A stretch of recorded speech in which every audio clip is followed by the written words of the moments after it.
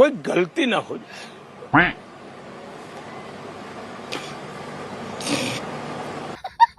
पिछले एक हफ्ते में मोदी जी 2 बार रो चुके हैं और यह बात भी मैं गारंटी के साथ कह सकता हूं कि अगर एक हफ्ते में 4 बार वोटिंग होती तो मोदी जी 4 बार भी रोने लग जाते हैं। ठीक वैसा ही है कि जब आप एग्जाम में कुछ भी लिखकर ना आओ, उसके बाद ग्रेस मार्क्स पाने के लिए आप टीचर्स के सामने रोना धोना शुरू कर दो, प्लीज मैम मुझे पास कर दो किसी तरीके से। आइए जरा इस क्लिप को देखते हैं एक बार। कोई गलती ना हो कोई गलती ना हो जाए। मोदी जी का थूक अटक गया ऐसा लग रहा है। दूसरा मेरे मन में भाव रहता है। अरे मोदी जी जल्दी बोलो, पनवेल निकलना है। हो सकता है मेरी माँ ने मुझे जन्म दिया। हो सकता है मेरी माँ ने मुझे जन्म दिया। एक सेकेंड पॉज।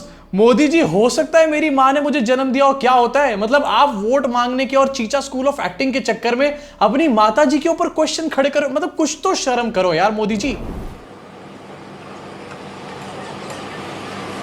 देखिए इसको क्या कहूंगा मैं। मोदी जी इसको काशी कहते हैं, जहां पर आपने कुछ भी काम नहीं किया पिछले 10 सालों के अंदर। अब चलो यार, एक्टिंग तो होती रहती है, लेकिन ये हो सकता है मेरी माँ ने मुझे पैदा किया, मतलब क्या चल रहा है यहाँ पर? कैसे लेवल की एक्टिंग चल रही है ये? इसी के साथ क्योंकि यहाँ पर इंटरव्यूज का एक दौर चल रहा था, मोदी जी नॉमिनेशन फाइल करने वाले थे। एक और इंटरव्यू काफी ज्यादा चर्चा में रहा, जहां पर मोदी जी ने रूबिका को एक इंटरव्यू दिया और रूबिका ने डेफिनेटली सवाल पूछा कि मोदी जी आप थकते क्यों नहीं। लेकिन उससे भी बड़ा हाईलाइट क्या था कि मैं हिंदू मुसलमान कभी भी नहीं करता हूं। जरा सुनिए क्या कह रहे हैं मोदी जी। जिस दिन हिंदू मुसलमान करूंगा ना, उस दिन मैं सार्वजनिक जीवन में रहने योग्य नहीं रहूंगा और मैं हिंदू मुसलमान नहीं करूंगा।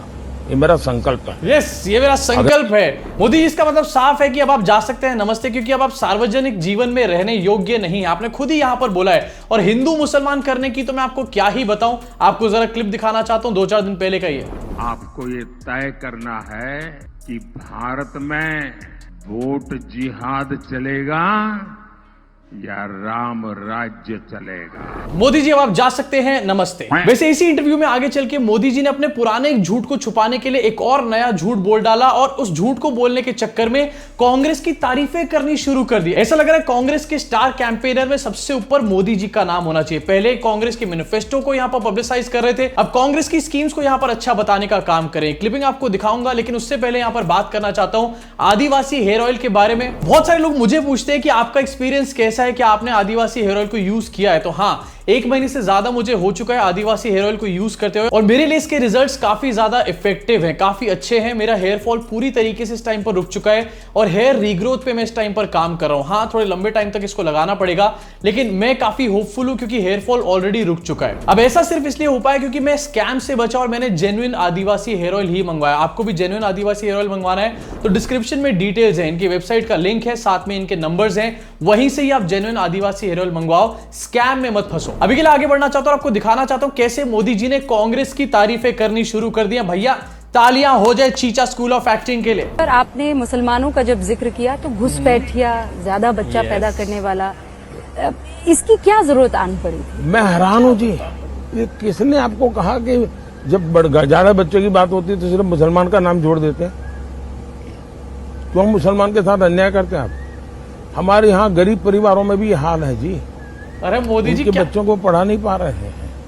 किसी भी समाज के हो, गरीबी जहाँ है वहाँ बच्चे भी ज्यादा है। तो आप कह रहे हैं मुसलमान? क्या मोदी जी क्या बोलना चाह रहे हो? मोदी जी अभी तक आप ये कहना चाह रहे थे कि ज्यादा बच्चे पैदा करने वाले, आप मुसलमानों को डेफिनेटली यहां पर इंडिकेट कर रहे थे और ये दिखा रहे थे कि कांग्रेस के लोग जो है वो सारा पैसा इकट्ठा करके मुसलमानों के अंदर बांट देगा। अब अगर आप ये कह रहे हो कि मैंने मुसलमानों को रेफर नहीं किया, मैंने गरीब लोगों को रेफर किया है, इसका मतलब मोदी जी साफ बनता है कि आप ये कह रहे हो कि कांग्रेस सारा पैसा इकट्ठा कर करके गरीब लोगों के अंदर बांट देगी, उनके बीच में बांट देगी। और ये तो यार कांग्रेस की बुराई से था, मुझे कांग्रेस की तारीफ लग रही है। मतलब कोई भी पार्टी अगर पैसा इकट्ठा करके गरीबों में बांट रही है तो वो पार्टी अच्छा काम कर रही है, खराब काम कर रही है? मतलब एक झूठ को छुपाने के चक्कर में 10 झूठ बोल रहे हैं और 10 बार अपनी पनौतियां लगाए चले जा रहे हैं। मोदी जी नया स्क्रिप्ट राइटर हायर कर लो, नहीं तो इसी तरीके से पूरा इलेक्शन खत्म हो जाएगा, आपका यहां पर हो जाएगा पनौती नंबर 1। इसी इंटरव्यू में मोदी जी ने एक और बहुत मजेदार बात बोली है। मोदी जी कहते हैं कि मेरे घर के पास मुस्लिम परिवार रहते हैं, हमारे घर पर भी मनती है ईद है। ये क्या सुनने को मिल रहा है? अभी तक ये देखने को मिल रहा था कि जो भी विपक्ष के नेता ईद वीद मनाते थे या फिर इफ्तार पार्टी में जाते थे, उनके ऊपर एक लेबल लगा दिया जाता था कि ये माइनॉरिटी अपीजमेंट कर रहे हैं। मोदी जी यहां पर खुद ईद मनाते थे, भक्तों के पिछवाड़े पर अंगारे डाल दिए सीधा मोदी जी ने। अब बरनौल का ट्रक कौन भेजेगा? मोदी जी। और यार मुझे तो लग रहा है मोदी जी 4th फेज तक आते आते ये कह रहे हैं कि मेरे घर में ईद मनाई जाती थी, कहीं ऐसा ना हो कि 7th फेज तक आते आते मोदी जी हज के लिए चल दें। और आखिरकार ये कौन सा लॉजिक है, मुझे समझ में नहीं आ रहा कि मेरे घर के पास मुसलमान रहते हैं इसलिए मैं मुसलमानों का बुरा नहीं सोच सकता या फिर मैं उनका बहुत बड़ा हितैषी हूं। अरे मेरा पड़ोसी भी मोदी जी आपका भक्त है, इसका मतलब मैं भाजपा का अच्छा सोचने लग जाऊंगा क्या कुछ? इसी के साथ इंटरव्यूज की कड़ी में एक और वीडियो आपको दिखाना चाहता हूं। यहां पर मोदी जी जोका जोकी कर रहे हैं, मतलब यहां पर थोड़ी कॉमेडी करने की कोशिश करी जा रही है और इनके फूहड़ जोक्स पे किस तरीके से गोदी एंकर हंस रहा है ये भी आपको दिखाना चाहता हूं। मतलब ऐसा लग रहा है कि बॉस के जोक्स पे फालतू में हंसना पड़ रहा है। यहां पर अपने स्क्रीन पर देखिए। मैंने सुना है, अभी मुझे कहा गया है, यस, आपको शहनशाह बोलते हैं। ऐसा है, मैं इतना सहन करता हूं, इतना सहन करता हूं, इतना सहन करता हूं, इतनी गालियां सहन करता हूं, तो स्वाभाविक है मैं शहनशाह हूं। शहनशाह कोई सेंस है इस बात की? ये कैसा जोक है यार, मेरे सर में दर्द हो रहा है लिटरली। यहां पर मैं क्या करूं, वीडियो छोड़कर अभी चला जाऊंगा यहीं कहीं। मतलब क्या बोल रहे हैं मोदी जी, मैं सहता रहता हूं इसलिए मैं शहनशाह बन गया हूं। अरे मोदी जी शहनशाह नहीं होता, शहनशाह बोला जा रहा है पहली बात आपको। और अगर मोदी जी इसी लॉजिक से मैं यहां पर चलूंगा तो अमित शाह के बेटे क्या हुए?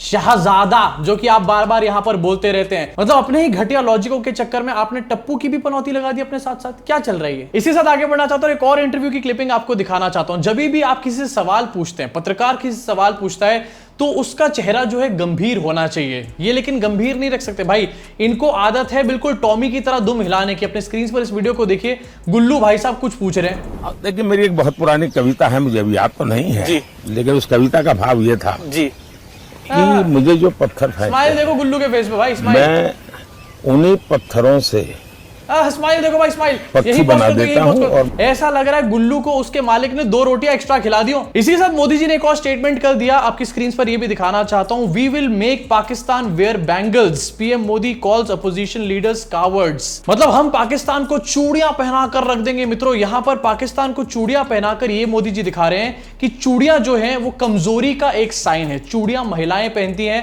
और वही दूसरी तरफ मोदी जी चूड़ियों को कमजोरी से जोड़ने का काम कर रहे हैं। ये वही लोग हैं जो कुछ दिन पहले विमेन रिजर्वेशन के बारे में बात कर रहे थे, महिला सम्मान के बारे में बात कर रहे थे। और इनकी अपनी तुलसी वीरानी चाची हर आए दिन महिला सशक्तिकरण के बारे में नाक फोड़ के बातें करती है। लेकिन यहां पर मोदी जी क्या कह रहे हैं, मतलब पूरी तरीके से आयरनी चल रही है भैया यहां पर। इसी के साथ आगे दिखाना चाहता हूं, फाइनली कल मोदी जी ने नॉमिनेशन फाइल कर दिया। आपकी स्क्रीन पर आपको दिखाई दे रहा होगा, मोदी जी काफी मतलब लाव लश्कर के साथ यहां पर जा रहे हैं नॉमिनेशन फाइल करने। लेकिन वहीं दूसरी तरफ आपको बताना चाहूंगा, श्याम रंगीला जो कि मोदी के अगेंस्ट वाराणसी के चुनाव में खड़े हुए थे, उनको नॉमिनेशन ही फाइल नहीं करने दिया जा रहा था। एन मौके पे उनका नॉमिनेशन फाइल हुआ है और उन्होंने काफी सारी इसकी वीडियोस बना करके डाली कि कैसे उनकी नॉमिनेशन को लगातार टाला जा रहा था। बार बार लोग ये कहते हैं कि अरे मोदी जी तो वाराणसी से जीत ही जाएंगे।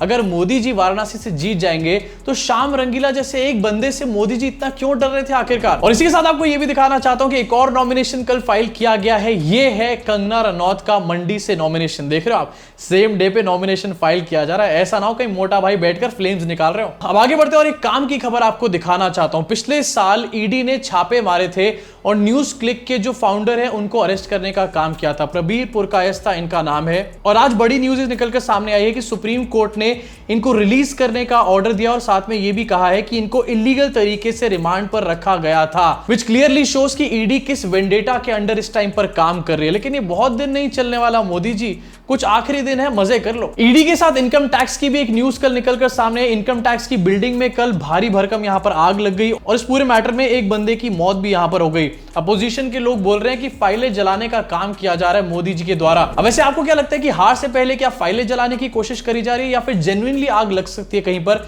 नीचे कमेंट सेक्शन में जरूर बताना। अब आगे बढ़ना चाहूंगा और बात करना चाहूंगा पाकिस्तान के बारे में। यस, रोज मोदी जी पाकिस्तान के बारे में जिक्र करते हैं। रिसेंटली मोदी जी कह रहे थे कि पाकिस्तान के लोग जो हैं वो चाहते हैं कि राहुल गांधी इंडिया के पीएम बन जाए। लेकिन आज कुछ नई खबर देखने को मिल रही है। पाकिस्तान के लोग ये कह रहे हैं और बड़े बड़े बिजनेसमैन ये कह रहे हैं कि मोदी जी दोबारा पीएम बन जाएं। अब मोदी जी क्या बोलेंगे, अपनी स्क्रीन पर इसको देखिए। समझता हूं Modi ji is a remarkable leader, he is a natural born leader. वाहिद एक ऐसे प्राइम मिनिस्टर थे जो हालात की खराबी के बावजूद पाकिस्तान गए और उन्होंने अपने पॉलिटिकल कैपिटल को इतने रिस्क पे लिया। तो यही Modi ji, I am expecting कि Modi ji will start a dialogue, start a trade with Pakistan, ताकि पाकिस्तान अगर आसूदा होगा, पीसफुल होगा, that is good for India as well. की बातों से लगता है कि आपका मानना है कि मोदी जी दोबारा थर्ड टर्म प्राइम मिनिस्टर बन के आ गए। I have no doubt in my mind. Modi ji की accomplishments की एक लंबी लिस्ट है और ना सिर्फ भारत के लिए, मैं समझता हूं मजबूत भारत के लिए मोदी साहब का कैरेक्टर, उनकी पर्सनैलिटी, उनकी leadership is very crucial, very important and there is no doubt, it's written everywhere that Modi ji will be the next prime minister. अब देखने वाली बात यहां पर यह है कि पाकिस्तान के लोग चाहते हैं कि राहुल गांधी पीएम बन जाए, पाकिस्तान के लोग ये भी चाहते हैं कि मोदी जी पीएम बन जाए। अब मोदी जी इसको लेकर के क्या बोलेंगे, साथ में आईटी सेल इसके ऊपर क्या बोलेगा, ये मैं देखना चाहता हूं। अब अभी के लिए खबरों के सिलसिले को यही खत्म करना चाहूंगा। हाँ, फिर से आपको याद दिलाना चाहूंगा कि अगर आपको जेन्युइन आदिवासी हेयर ऑयल मंगवाना है तो नीचे डिस्क्रिप्शन में लिंक दे रखा है, उनका नंबर दे रखा है, आप वहीं से ही सिर्फ मंगवाओ, किसी स्कैम में मत फंसो। सस्ते हेयर ऑयल खरीद के अपने बालों को बर्बाद मत करो। और हाँ, इन सारी खबरों के ऊपर आपका क्या रिएक्शन, अपनी भड़ास को पूरी तरीके से कमेंट सेक्शन में निकाल डालो, काफी आनंद मिलेगा। मैं आपसे मुलाकात करूंगा इस चैनल के अगले वीडियो में। और हाँ, बेल आइकन जरूर दबा के जाना, सब्सक्राइब का बटन दबा के।